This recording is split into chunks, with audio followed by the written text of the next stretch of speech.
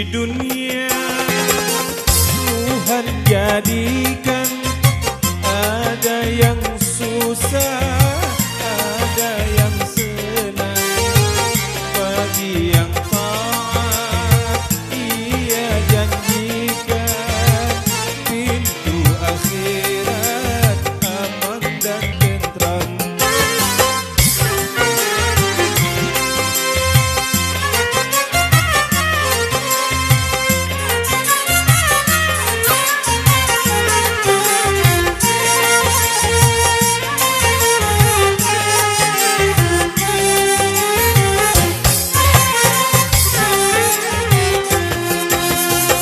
Hidup di dunia Tuhan jadikan ada yang susah, ada yang senang.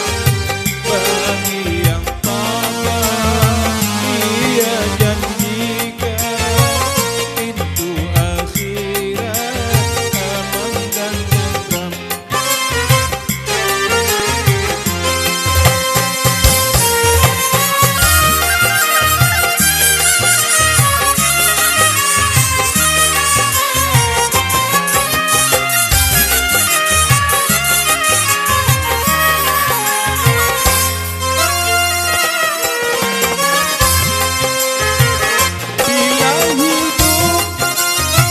Sulit dan susah, serahkan diri pada Ilahi.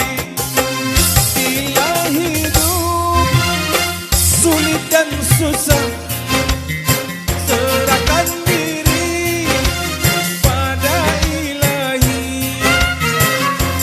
Mengutuk nasib elok tak usah, sesali Tuhan jangan sekali.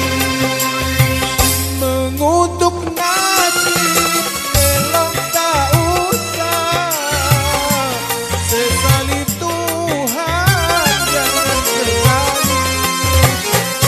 Bila hidup senang dan mewah, syukurlah Anda kepada Allah agar Ia memberi rahmat, hidup bahagia dunia akhirat. Harta itu barang amanah, zakatnya wajib Tuhan berikan. Hendaklah Ia memberi rahmat, bukannya laknat yang memberikan. Harta itu barang amanah, zakatnya wajib Tuhan berikan. Hendaklah Ia menjadi rahmat, bukannya laknat yang memberikan.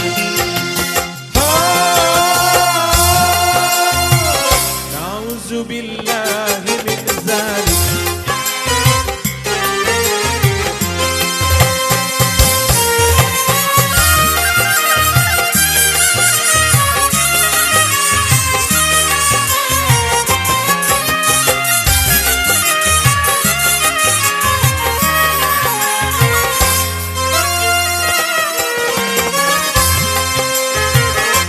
Bila hidup sulit dan susah, serahkan diri pada Ilahi. Bila hidup sulit dan susah, serahkan diri pada Ilahi. Mengutuk nasib elok tak usah, sesali Tuhan jangan sekali. Mengutuk nasib elok tak usah, sesali Tuhan jangan sekali. Bila hidup senang dan mewah, syukurlah Anda kepada Allah agar Ia memberi berkah, hidup bahagia dunia akhirat. Harta itu barang amanah, zakatnya wajib Tuhan berikan. Hendaklah Ia menjadi rahmat, bukannya laknat yang memberikan. Harta itu barang amanah, zakatnya wajib Tuhan berikan. hendaklah ia menjadi rahmat, bukannya wahlan mengerikan.